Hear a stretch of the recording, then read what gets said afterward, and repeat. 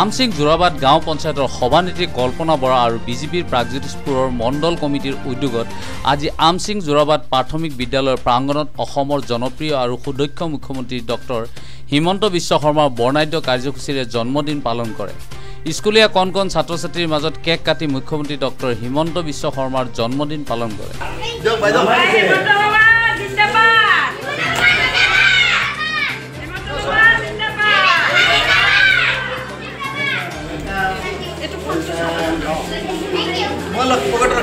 আমচিংবাসী সকলো ৰাইজৰ হৈ তেখেতক সুস্বাস্থ্য কামনা কৰিছোঁ। লগতে আমি প্ৰত্যেকটো বুথতে গৈ আজি তেখেতৰ হকে আমি ৰাজহুৱা স্থানত হওক মন্দিৰ হওক এনেকুৱা ঠাইত আমি তেখেতক আশীৰ্বাদ কৰিছোঁ। তেখেতে যাতে সদায় মুখ্যমন্ত্ৰী হৈ আমাৰ ৰাইজৰ পৰামৰ্শ দিয়ে, সুচিন্তা কৰে আৰু আমাৰ নিবনুৱা সমস্যা সমাধান কৰে।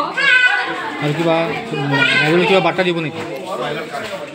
বাৰ্তা দিছোঁ তেখেতক সুস্বাস্থ্য হওক, সুস্বাস্থ্য হৈ থাকক আৰু সেইটোৱে কামনা কৰিছোঁ। সুস্বাস্থ্য হৈ থাকিলে কাম কৰিব পাৰিব।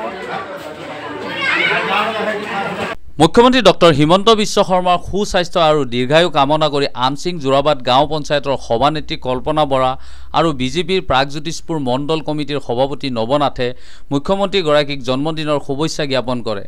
মুখ্যমন্ত্ৰীগৰাকীক জন্মদিনৰ কাৰ্যসূচীৰ লগত সংগতি ৰাখি আমচিং যোৰাবাটৰ বিভিন্ন অঞ্চলত স্বচ্ছ চাফাই অভিযান কাৰ্যসূচী ৰূপায়ণ কৰে।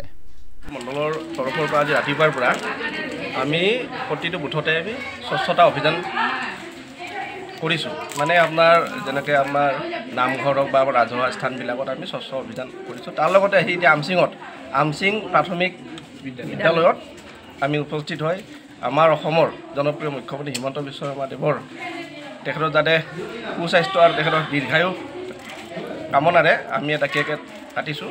আৰু কণ কণ ছাত্ৰ ছাত্ৰীসকলৰ মাজত আহি আজি উপস্থিত হৈ আমাৰো ভাল লাগিছে। আৰু এই কণ কণ ছাত্ৰ ছাত্ৰীসকলে তেখেতক আশীৰ্বাদ জনাইছে আৰু তেখেতৰ সুস্বাস্থ্যৰ বাবে সকলোৱে প্ৰাৰ্থনা কৰিছে।